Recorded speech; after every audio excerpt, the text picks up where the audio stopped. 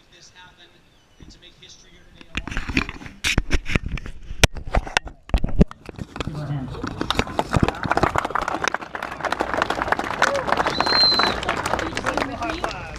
I want us to show them what patriots sound like when they sing. Oh, say, can you see by the dawn's early light what so proudly we hailed at the twilight's last gleaming, whose broad stripes and bright stars through the perilous fight o'er the ramparts we watched were so gallantly streaming, and the rockets wrecked where the bombs bursting in air gave proof through the night that our flag was still there. Oh, say does that star-spangled banner yet wave o'er the land of the free and the home of the brave?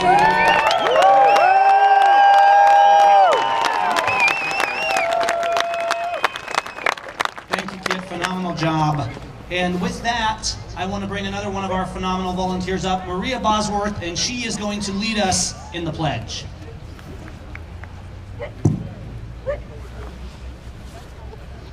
I pledge allegiance to the flag of the United States of America and to the republic for which it stands, one nation, under God, indivisible, with liberty and justice for all. Thank you, Maria.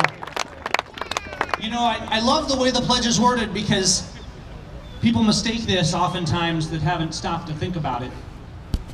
I am in no way pledging allegiance to government. We are pledging allegiance to the republic for which it stands, for the principle, for our rights, and for the absolute law that we placed on government, because our rights are not the gift of government, they are the inherent possession of men, as Chris Ann Hall, a very respected constitutional speaker, always likes to say. We do not ask for our rights, and we do not negotiate for our rights. We stand here on this field exercising our First Amendment right, to exercise our Second Amendment right, to exercise all of our rights, to demand that government comply with absolute law that we, the people, placed upon them. And we stand for peace and liberty. But we will not back down, and we will not cower, and we will stand. We will take America back.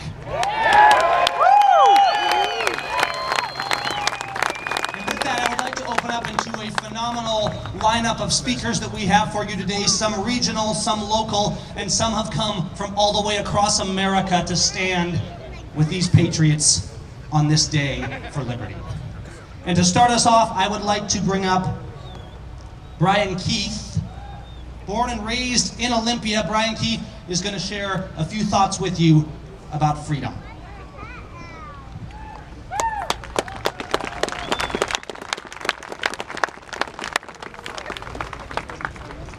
Have you ever been responsible for the safety of another person?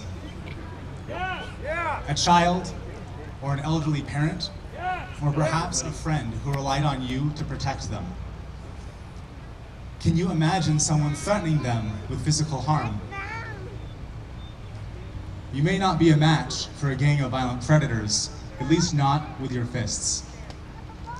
But when you use a gun in righteous self-defense of human life, you have the power to save the innocent and to stop the evil. Americans use guns to prevent violence over 1 million times a year. but most of the time, we never need to pull the trigger. The threat of violence, in and of itself, is enough to make the bad guys stop. My name is Brian Keith, and I am a walking no-violent crime zone. When I carry a handgun, I ensure the safety of all of those around me.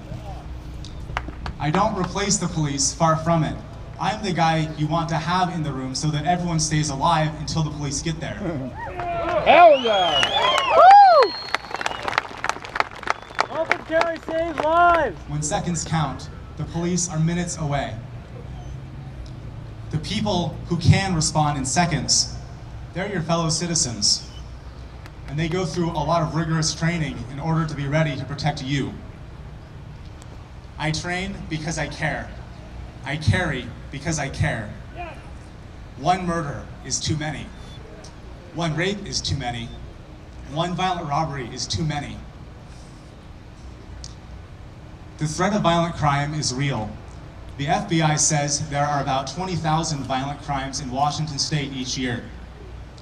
That's about 14 violent crimes in a group for 5,000 people each year.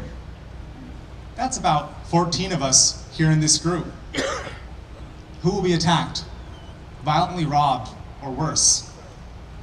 We can't know.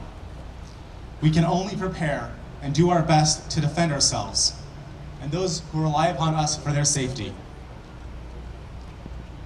How did we even get here? I'm a normal guy. I went to Capitol High School just up the hill. I went to Washington State University, like 27,000 other people are right now, and quite a few of you. I run a small company, just like over 200,000 of my fellow Washington citizens. And like over 450,000 of you, I have a concealed pistol license. So what in the world am I doing carrying a shotgun at the state capitol? I think I am here because of how normal I am. You know what normal people don't say in public? I own guns. I might say that to people who I know are already into shooting. I'm back? Excellent, thank you. But I don't bring it up at social events that I own guns. And I don't stand on the side of a road with a sign. I just don't talk about it. Maybe you don't talk about it either. Maybe 594 passed in part because the people who voted yes just don't understand how many gun owners there are, how many gun owners they live around, and how completely normal we are. That's not surprising. Gun owners are mostly very law-abiding, very peaceful, and unless we speak up, how would they know? But if 594 passed due to ignorance, and the supporters of that bill were ignorant because we did not speak up, whose fault is that? It's mine, and it's yours. There are over 100 million gun owners in this country, and yet we keep on acting as if owning guns makes us bad people. No, protecting people is good, and defending life is noble. And you and I, we need to get over our fear of the social stigma of saying, I own guns. We need to start now, right now, loudly and with pride. Many of us aren't used to saying this in public like we are right now, but I want you to say it with me. Repeat after me. I own guns. I own guns! We can do louder. This is Olympia. We need everyone to know this. I own guns. I own guns! Pretty loud. That's excellent. I protect my community. If you protect your community, say it with me. I protect my community! We'll be clear on the next one. I am a walking non-violent crime zone. If you are also a walking non-violent crime zone, then say loudly, I own guns. I own guns! I believe that one murder is too many. If you also believe that, then say it with me. I own guns. I own guns! I believe that one rape is too many. If you believe one rape is too many, then let's say it again. I own guns! One violent robbery is too many. If you agree, let's say it again. I own guns! our community must hear us proudly declare that we own guns.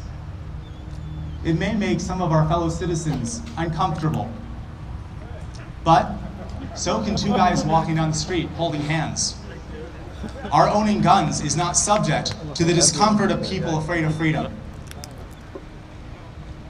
When we say, "I own guns,"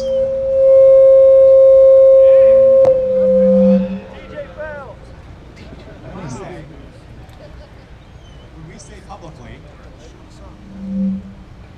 we say publicly, "I own guns," it may make some of our fellow citizens nervous or upset. But so can an interracial couple sharing a kiss in a park. Our owning guns is not subject to the emotional state of people afraid of freedom.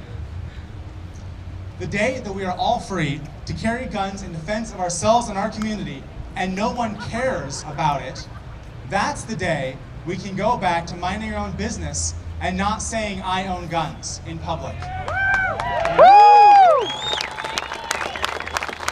until then, I am Brian Keith, and say it with me one more time. I own guns! Thank you.